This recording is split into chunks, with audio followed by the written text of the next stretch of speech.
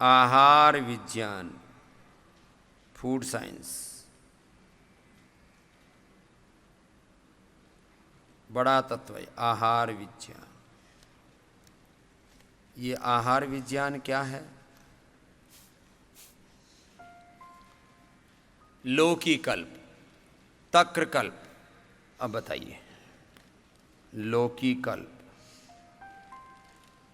क्षीरकल्प, जिनको एमएनडी है, और अलग अलग प्रकार के ऑटोमेन डिजीज हैं,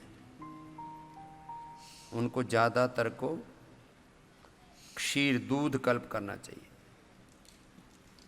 जिनको कोलाइटिस है उनको तक्र कल्प करना चाहिए।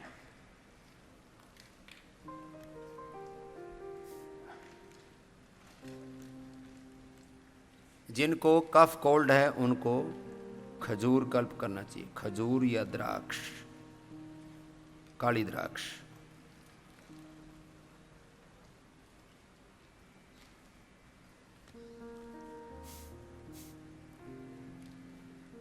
जिनको किडनी और स्किन के प्रॉब्लम है उनको रो फूड, अंकुरित सलाद, फल, अधिकतम उबला हुआ, बस मिर्च मसाला तीखा तला, थोड़े दिन के लिए स्पाइसेस भी बंद कर दीजिए। जितने भी किडनी के रोग हैं और स्किन रोग हैं उनमें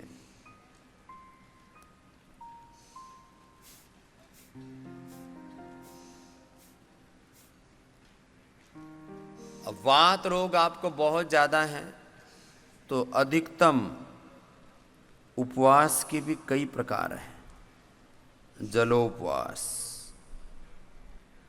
फलोपवास, रसोपवास, सूपोपवास,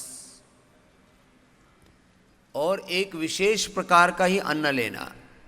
जैसे अर्थराइटिस है तो मैंने कहा एटीएम की सब्जी, रागी बाजरे की रोटी, शुगर है तो मल्टीग्रेन आटे की रोटी, सामान्य गेहूं चावल नहीं खाना थोड़े दिन, डायबिटिक आटा भी बना रखा हो उसके लिए, एंटी डायबिटिक। जलोपवास, फलोपवास, रसोपवास, सूपोपवास और विशेष प्रकार के एक अन्न विशेष का सेवन करना, इसको भी हमने अन्नोपवास कहा है, इसको कल्प नाम दिया है। तो जिनको वात रोग है, जिनको मधुमेह है, उनको विशेष रूप से ऐसे उपवास करने की आवश्यकता है। अब किसी के शरीर में गांठें हैं तो उनको 0 ऑयल डाइट लेनी है। घी, तेल, नमक, मीठा, मैदा सब चीज बंद कर दीजिए थोड़े, 1 से 2 महीना, मात्र 1 से 2 महीना। घी खाओगे तो फैट सेल्स डिपॉजिट होना बंद नहीं होंगे। किडनी में गांठ है, अच्छा क्या होता है, लोग ना करते तो रहते हैं, थोड़ा थोड़ा करते हैं, थोड़ा थोड़ा कपालभाति किया और लगातार नहीं करते। निरंतरता का भी एक महत्व है, निरंतर योग करने का। निरंतर योग के बिना गांठ ठीक नहीं होगी, निरंतर योग के बिना कैंसर ठीक नहीं होगा, निरंतर योग के बिना टाइप 1 डायबिटीज ठीक नहीं होगी। निरंतर योग के बिना पूरा जो रूपांतरण है ना, रूपांतरण का आधार निरंतरता बहुत जरूरी है।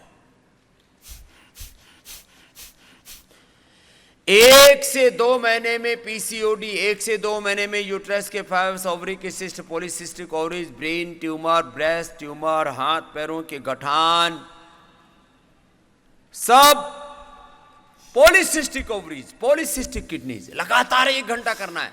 अब क्या करते हैं, 10 बार किया फिर छोड़ देते, लगातार करना है। अब लगातार कीजिए 7:30 बजे तक कपालभाति करो।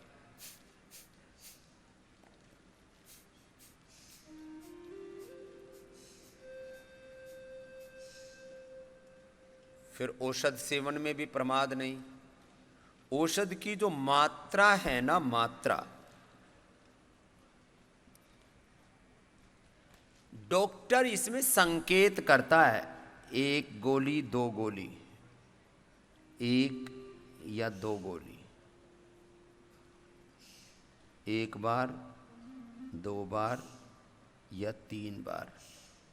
ये आप अपनी प्रकृति को देख करके खुद तय करेंगे। डॉक्टर इसमें आपकी सहायता करता है। डॉक्टर संकेत करता है, सहायता करता है। डॉक्टर इसमें प्रमाण नहीं है, तुम्हारी प्रकृति प्रमाण है। प्रकृति प्रमाण है इसमें। ये है बड़ी बात। कुछ औषधियों की हमने एक मात्रा तय कर रखी है, जैसे आयु प्राय में हम खाली सुबह खाली पेट देते हैं।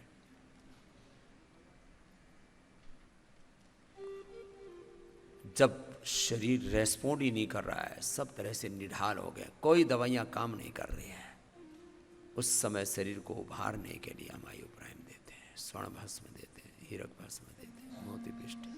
एक साथ इनका एक कॉम्बिनेशन बनाया, बड़ा अद्भुत है। शेष औषधि, निरंतर औषधि का सेवन। जिनको ज्यादा बीमारियां हैं बड़ी, वो 1 सप्ताह से लेकर के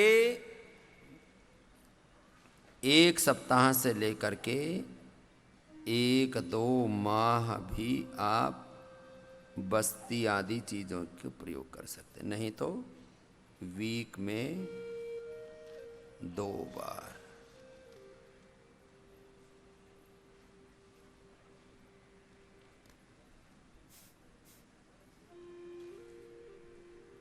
बस्ती।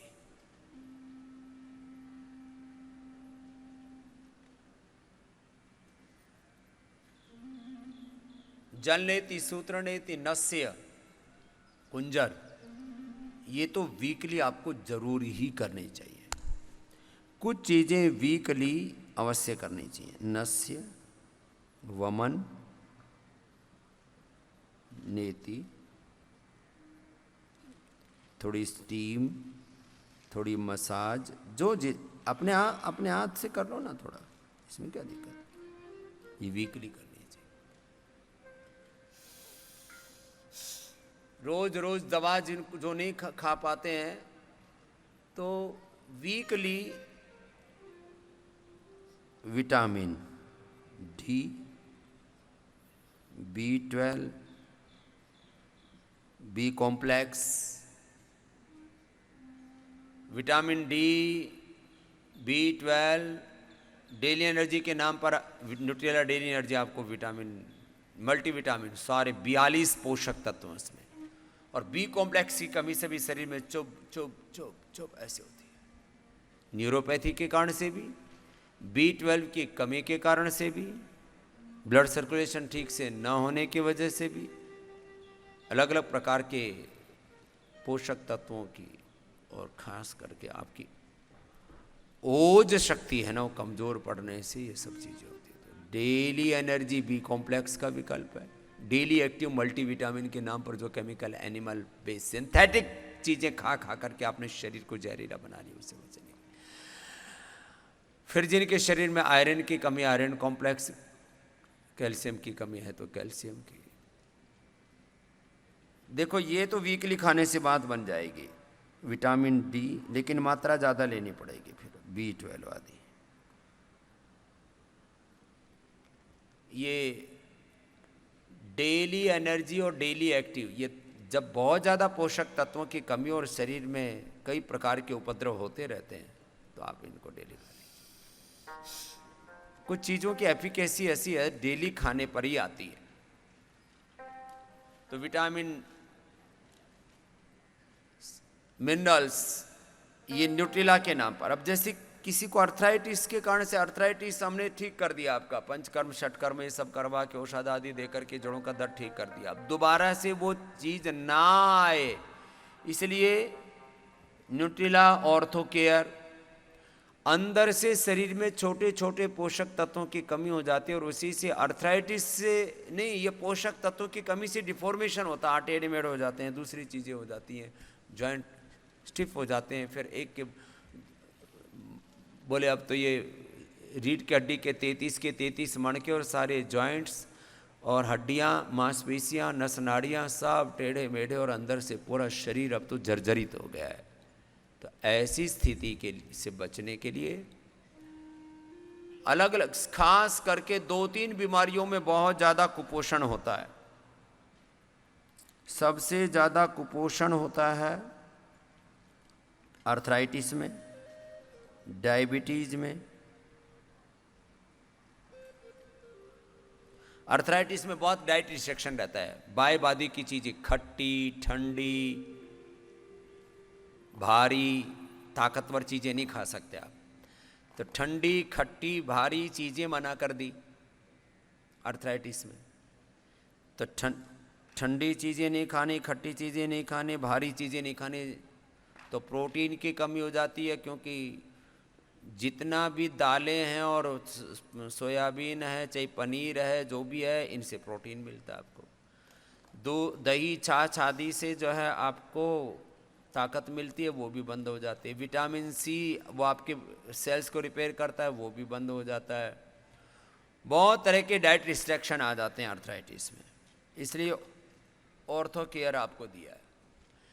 अब डायबिटीज़ में मीठे से लेकर के बहुत सी चीज़ें बंद करनी पड़ती हैं आपको, बहुत सारे फल बंद करने पड़ते हैं, ड्राई फ्रूट्स बंद करने पड़ते हैं, खजूर आदि मुनक्का आदि, तो एक एक दो दो तो यहाँ खिलाते हैं हम लोग, इससे ज़्यादा नहीं खिलाते।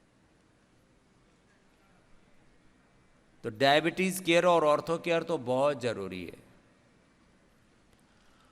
और जिनको अनेक बीमारियां एक साथ हैं और कई तरह के कुपोषण के शिकार हो जाते हैं, तो मेंस वुमेन्स केयर और किड्स केयर, आजकल बच्चों को भी कुपोषण में, सामान्य जो आहार लेते हैं उसमें सारे पौष्टिक तत्व नहीं होते। खैर, तो आज फूड साइंस के ऊपर भी थोड़ा सा आपको बता रहे हैं।